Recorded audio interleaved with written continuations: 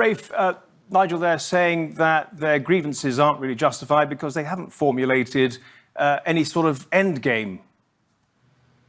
It's not up to the people to propose solutions. It's up to our politicians to propose solutions. Look, violence is never justified. The horrific acts we've seen here, and also by armed Muslim gangs rampaging the streets as well, none of that is to be justified, and I deplore all of it. But of course, there are many more millions of people who share the same levels of anger, but aren't choosing to be violent, who are concerned about the dramatic deterioration of their towns and cities. You know, from the old mill towns of the north to the heart of our capital city, towns and cities have become completely unrecognizable to the generations that once called them home, and not in good ways. You know, dramatic rise in rape and sexual abuse. We've seen in Rotherham, for example, where a migrant hotel was attacked. That was at the center of the Pakistani Muslim rape gangs with the industrial scale rape of young girls.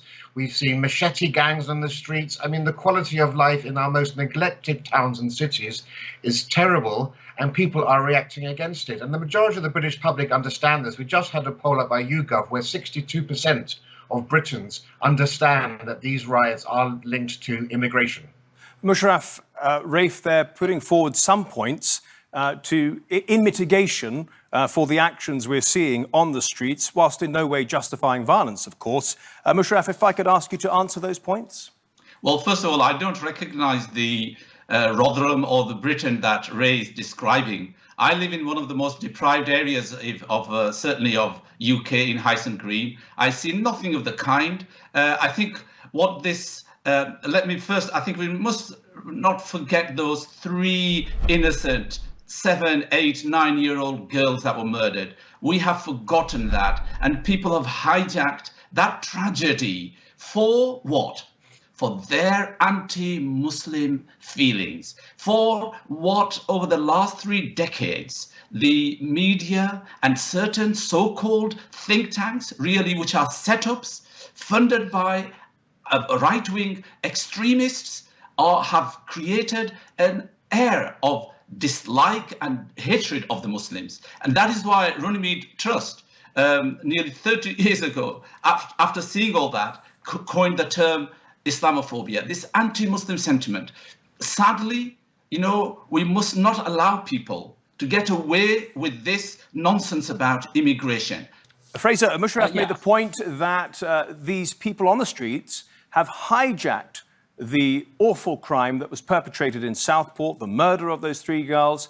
Some people say they're not hijacking it, they're actually saying it's the final straw and I must get out on the street and protest. Which one is it?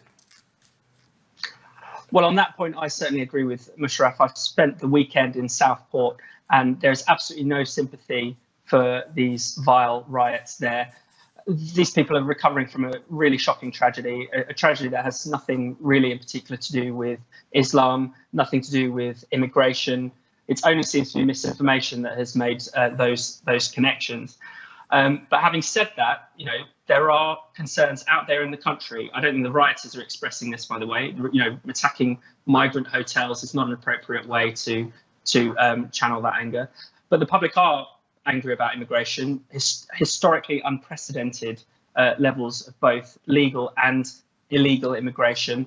There doesn't seem to be any plan from the establishment as to how best to deal with this. How do we integrate people into our societies? How do we provide the necessary infrastructure? The message from the top down seems to be just accept that this is happening and be quiet about it, just shut up. I think that is unsustainable. I don't want to link that to the rioting anyway. I don't think any of that is excusable whatsoever. But if we are going to have this conversation about immigration, I think that is, you know, we need to recognise that that's where we are, where people feel they are angry and they feel they're being silenced.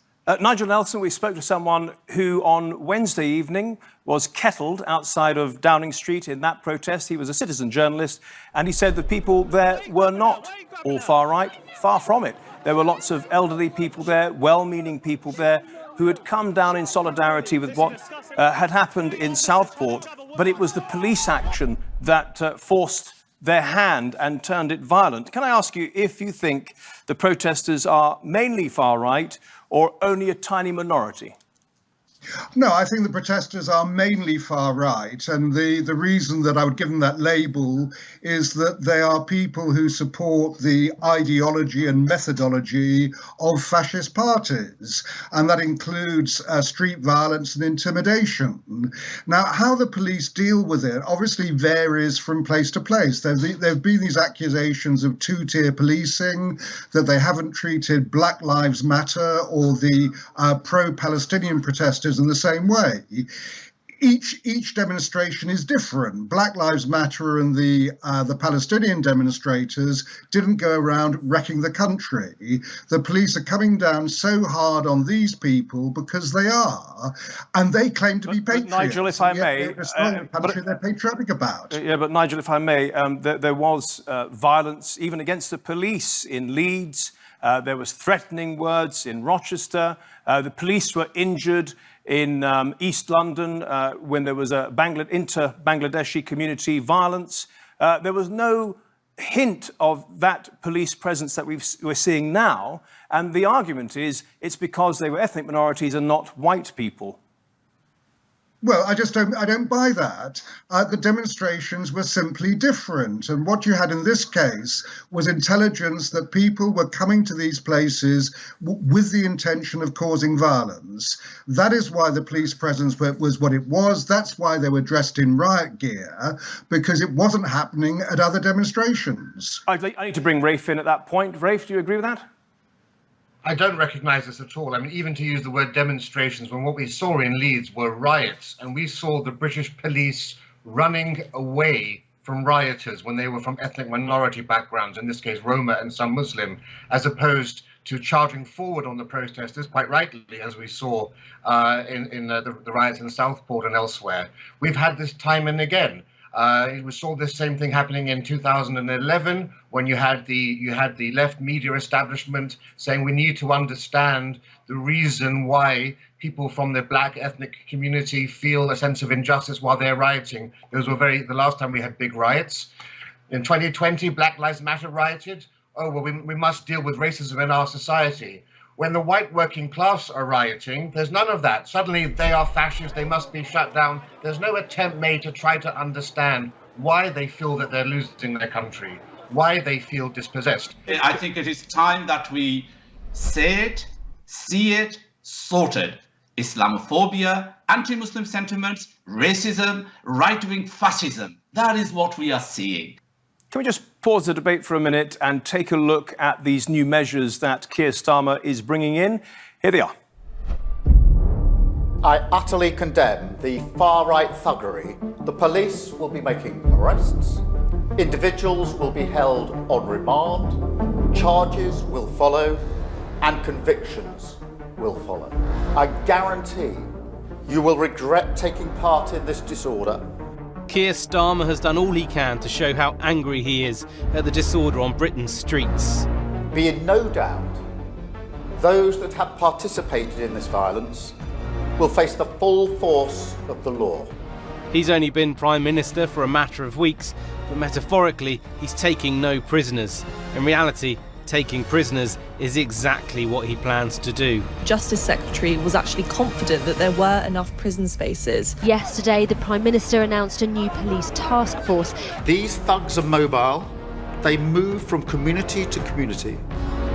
And we must have a policing response that can do the same. Some, however, have described the plans as Orwellian in their scope. Any person organising or taking part in the procession is committing an offence. He gave what I consider to be the most divisive speech that a politician, let alone a PM, has ever given in this country. Here's exactly what the British government's planning. 43 police forces will share intelligence about possible protests to coordinate a response. We will have a standing army of specialist officers. Transport police will monitor unusual surges on the travel network as an early warning that trouble could be ahead.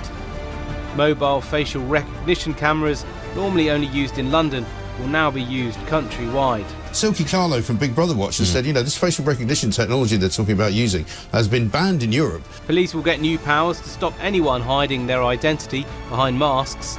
and will have the power to stop anyone from travelling who is deemed to be drunk or disruptive. Criminal behaviour orders to restrict their movements before they can even board a train.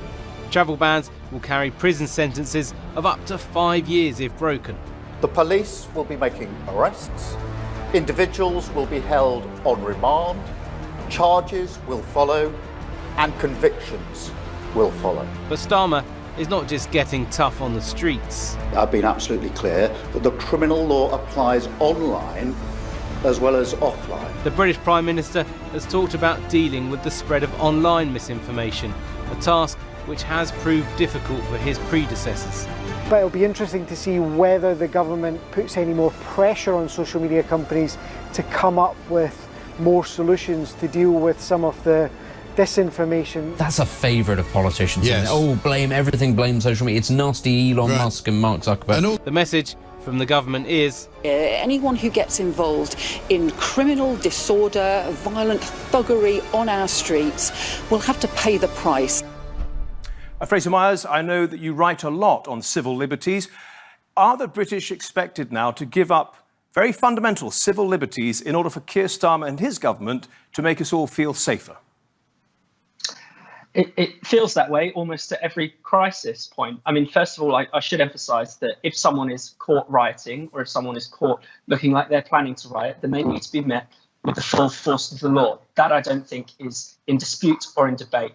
But what I worry about is that every time new measures are introduced to deal with what's perceived to be a new threat, then we lose our liberties for good. So we're talking about introducing facial recognition. Now, we know facial recognition doesn't actually work, and that lots of innocent people are continually hauled into police cells as a result of facial recognition. We're talking about cracking down on disinformation online. Now, that's particularly dangerous because it means effectively allowing either the government or social media firms to set up a kind of ministry of truth where they get to decide what is true or what is false, what is fact, what is fiction. No government has the capacity to do that. It's absolutely inevitable that entirely normal points of view, perhaps even correct facts, will end up being censored as a result of that. We saw that happening throughout the pandemic, for instance. So I'm very worried about this crackdown. I absolutely want to see people behind bars who are taking part in the rioting, but whenever we introduce new tiers of measures, that always has the capacity to go wrong. That will always have a much longer tail than the rioting themselves, and we should be much more worried about that. Dr. Hussain, do you think that Keir Starmer is going too far with these new measures? I'm not too keen on too much surveillance, but what I'm trying to say is he has a better alternative, which is let us improve our citizens. Let us help our citizens to become much more morally responsible people. And that is sadly what is missing in our society. And increasingly, the more we rely on these technologies, we are going to be depriving people, and we are actually letting their conscience die effectively. We need to go back to our humanity, which is about being kind, about being good to each other and respecting one another. And that cannot happen if our educational system isn't repaired. It doesn't matter how much surveillance we will have. But so I really would urge the government to think more about how we begin to build these wonderful, good citizens, responsible citizens. Nigel Nelson, just picking up on what Fraser Myers said, you know, these things, these laws have unintended consequences and they will last a very long time. Does what Keir Starmer is doing worry you? Well, the laws are already in place, so it's not as if we're dealing with emergency powers, and if we were, then Parliament would have to be recalled. What we're dealing with here is something that is absolutely urgent. So the measures that Keir Starmer is taking are proportionate to the urgency they must be dealt with. So step one is stop the riots. Step two will be to deal with the social media firms who are spreading bile without jeopardizing free speech. Free speech carries with it a duty to use it responsibly. And then we can move on to actually showing the rioters they're being exploited by outside forces. And they are more like a shoal of fish than any kind of traditional organization. And they should be aware that they are being used. Rafe, final word for you? Anyone who thinks, as Nigel has just intimated, that what we've seen on the streets has been orchestrated by foreign powers and bad actors within the UK simply doesn't have a clue what's going on, the reality of what's going on in our neglected towns and cities. And we should all be hugely worried about what is possibly going to be a sinister suppression of free speech by attacking some of the social media platforms, which have been the only outlets to actually show the full story of what's been happening on our streets, things that the mainstream media won't address. And people who think that the politicians and media who think comments on social media are incendiary, many of those views are held by millions of people in this country. And I think we're going down a very dangerous path, particularly also with the Labour government's proposed new plan to entrench a very loose definition of Islamophobia, which would make even legitimate criticism of the religion of Islam illegal. Rafe, Fraser, Musharraf and Nigel, thank you all very much for your contributions to the Nexus today. Much appreciated. And thank you at home and on your phones for watching. If you want to see this episode or any of our previous episodes, do go to our channel on YouTube. Just type in Nexus TRT World. Till next week then, goodbye.